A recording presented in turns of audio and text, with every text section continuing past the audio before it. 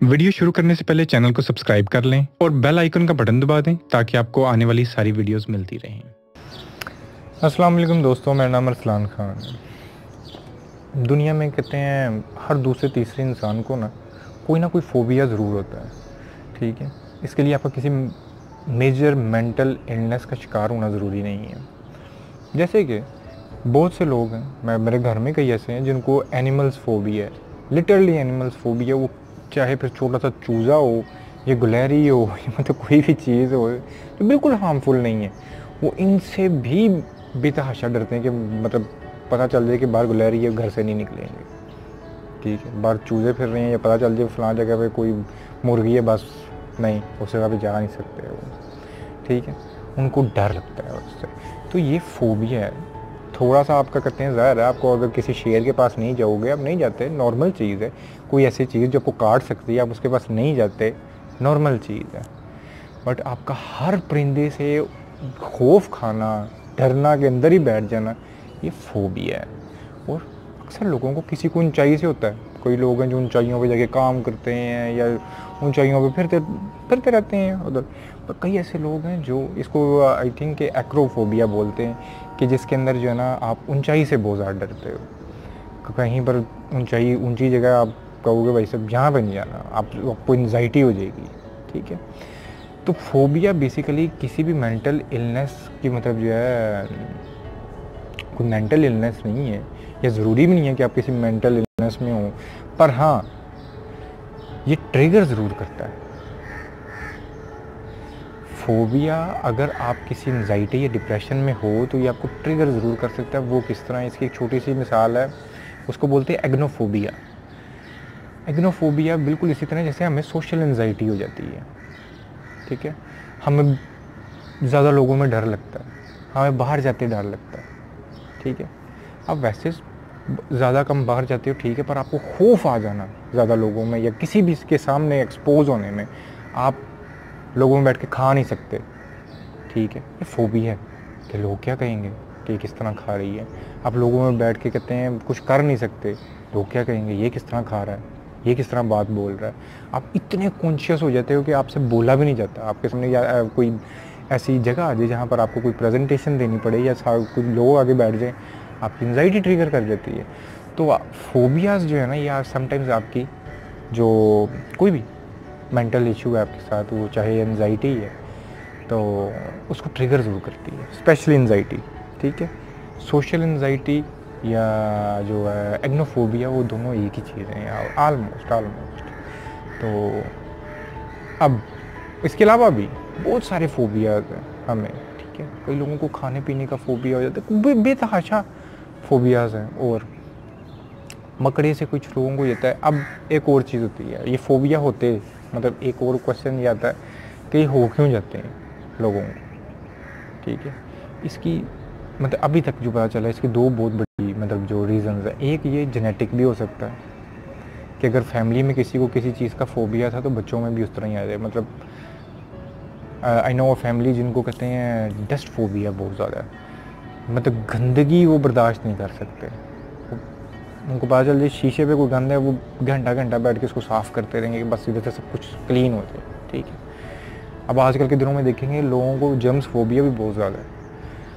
अपने आप को साफ़ रखना सब कुछ ठीक है, वेल एंड गुड, पर उसको फोबिया की हद तक ले जाना, ठीक है, लोगों को लिटरली सम पीपल को उनको इस चीज़ का इतना ज़्यादा फोबिया हो जाता है। तो इतना ज़्यादा एंशियस हो जाना किसी चीज़ के बारे में, ये फोबियाज़ में आता है। ठीक है, अब हो क्यों जाता है, जेनेटिक, और दूसरा आपकी कोई बचपन में कोई ऐसा ट्रॉमा हो गया आपके साथ। ठीक है, अब मुझे जो है ना मतलब अजीब लगेगा, मुझे फोबिया था राइनोसोरस, ये गैंडा नहीं होता इससे, क्योंकि मुझे याद है मैं बहुत छोटा था, मैं भावलपुर गया था तो मेरे पीछे पड़ गया। वो खौफ आपके अंदर तारी रहता है, तो मेरे पीछे पड़ गया था। मतलब उसको देख के ना मुझे कुछ होता था, मतलब ये नहीं, किसी ज़ू में ये नहीं होना चाहिए, बस बाकी भी बोल रहे हैं ये नहीं बस होना चाहिए। तो कोई भी ऐसा ट्रॉमा या कोई भी ऐसी चीज़ जो आपके साथ हो जाए, उसके बाद उससे रिलेटेड किसी चीज़ का जो है ना आपके अंदर फोबिया क्रिएट हो जाना, बिल्कुल इसी तरह ही अगर आप बचपन में कभी स्विमिंग कर रहे थे, ठीक है, या सीख रहे थे और आपका गोता लग जाए, उसके बाद आपको पानी से बहुत डर लगेगा पूरी ज़िंदगी। मैं अपनी बात करता हूँ, बहुत छोटा सा घर, जब पहली बाइक आई थी ना, तो बाकी भाइयों ने भी बाइक चलाना सीखी, इधर उधर मारी भी, तो हुआ ये कि मेरे से भी लग गई। अब मेरे से जब लग गई ना, मेरे अंदर उससे रिलेटेड इतना खौफ पैदा हो गया कि मैं उस टाइम कोई 16-17 साल का हूँगा, ये आज मैं 32 साल का हूँ, अब जाके मैंने बाइक चलाना सीखी थी दोबारा, जब मैं अपना इतने सेंसेस में आ गया था, क्योंकि मुझे जाना पड़ता था इधर उधर। तो कहते हैं अगर गाड़ी नहीं है तो मैंने बाइक पे ट्रैवलिंग करनी है, तो मैंने सीखा बाइक चलाना भी। गाड़ी नहीं थी सीखी, फिर गाड़ी चलाना भी सीखी, ठीक है। और सब कुछ मैंने ये लिटरली ये 1 साल के अंदर किया है। पिछले पूरी ज़िंदगी मैं इन फोबियाज़ के अंदर रहा हूँ कि ड्राइविंग नहीं करनी, मैं मारूंगा कहीं पे, और शदीद डर लगता है, ठीक है। तो इसी तरह हमारे अंदर ये फोबियाज़ बन जाते हैं। अब ये किसी ने कुछ कह दिया, अभी मैं किसी एक बहन का वो मैसेज था ना, उसके अंदर भी वो आपका वो फोबिया क्रिएट हो जाता है। किसी ने आपको कोई गलत एक दफ़ा रिमार्क्स दे दिए, आप हर बंदे को उसी तरह जज करोगे कि हर बंदा बस इसी तरह जज कर रहा है आपको। नो डाउट हमारी सोसाइटी भी ऐसी है कि जजमेंटल बहुत ज़्यादा है, बट स्टिल हू केयर्स, आपका उसको केयर करना ही नहीं है। आपको कितना क्यों इतना ज़्यादा आप उसके बारे में केयर कर रहे हैं, क्योंकि आपको एक फोबिया बन गया है उससे रिलेटेड। करना आपने इसके अंदर क्या है, इसका बहुत अच्छा सोल्यूशन है, आप बेशक गूगल कर सकते हैं, इसको कॉग्निटिव थेरेपी बोलते हैं, ठीक है, या कॉग्निटिव हीलिंग बोलते हैं। उसके अंदर आप करते क्या हैं, आप खुद भी कर सकते हैं उसको बहुत आहिस्ता आहिस्ता। उसके अंदर मेडिटेशन भी आ जाती है, जो मैं आपको टाइम टू टाइम बताता भी रहता हूँ, ठीक है। आपको उन चीज़ों के बारे में, जिस चीज़ के बारे में आपको फोबिया है, आपने उससे डरना नहीं है, ठीक है। अपनी हल्की हल्की सी काउंसलिंग करना शुरू करनी है। जिस तरह मैं एक बात करता हूँ, आप अगर इस फोबिया का शिकार हो जाएं कि यार लोग क्या कहेंगे, लोगों ने मुझे देखा इस तरह, आप अपने बारे में इतने ज़्यादा कॉन्शियस होना शुरू कर देंगे, यार मैं इस तरह तो नहीं करूँगा, मैं ऐसे करूँगा तो वो क्या सोचेगा। आपको आहिस्ता आहिस्ता अपने अंदर आना है कि मुझे लोगों की बात मानी ना रखे, मेरे लिए लोग ही मानी ना रखें आपके लिए, वो केयर। मतलब ये एक एटीट्यूड आपने अपने अंदर लेके आना, जो कि बहुत आहिस्ता आहिस्ता होता है। अब आहिस्ता आहिस्ता वो किस तरह होता है, उसके लिए आपको अपने आप को पहले मेंटली प्रिपेयर करना पड़ता है थ्रू मेडिटेशन। आपको एग्जिस्टेंस को हल्का हल्का समझना शुरू पड़ेगा, इन चीज़ों से रिलेटेड कुछ हल्का हल्का समझना पड़ेगा कि यार अच्छा ये लोग इस तरह हम हमेशा जो है, मैं अपनी बात करता हूँ, दुनिया को बिल्कुल डिफरेंट आंख से देखना शुरू किया। मेरी सारी मेंटल इलनेसेस ख़त्म होना शुरू हो गई। कॉग्निटिव थेरेपी के अंदर भी बिल्कुल इसी तरह ही आपको जिस चीज़ से डर है उसको बिल्कुल 360 के एंगल, बिल्कुल दूसरे एंगल से देखना शुरू करना पड़ेगा, तब ही जाके आपकी इससे जान छूटेगी, ठीक है। तो अगर आपको कहते इसके बारे में मोर डिटेल चाहिए हो तो आप मुझे फिर भी मैसेज कर सकते हैं, नहीं तो आप बिल्कुल इसको कहते हैं गूगल कर सकते हैं कॉग्निटिव थेरेपी के बारे में। But again start with self loving. हमारी जो सेल्फ डाउट्स होते हैं ना, हमें हमेशा मरवाते हैं। अपनी थोड़ी सी काउंसलिंग करें, ठीक है। अगेन मैं हमेशा कहता हूँ, आपने ये क्यों सोचना है कि कोई और आपको जज करेगा या कोई और इस तरह करेगा, ठीक है। ये किसी भी चीज़ का आपको फोबिया या आपको खौफ आ जाता है, आपको अपने अंदर इतना मुतमिन होना चाहिए। मैं स्पेशली ये जो बात इस टाइम कर रहा हूँ, ये एग्नोफोबिया या सोशल एंजाइटी को लेके कर रहा हूँ, ठीक है। बट अगेन जो डिफरेंट और फोबियाज़ हैं, जिस तरह हमें एक फोबिया हो जाता है एंजाइटी के जो मरीज़ हैं कि कहते हैं अच्छा मैं इधर जाऊँगा मुझे पैनिक अटैक हो जाएगा, मैं इधर जाऊँगा, ये फोबिया है बेसिकली, ठीक है।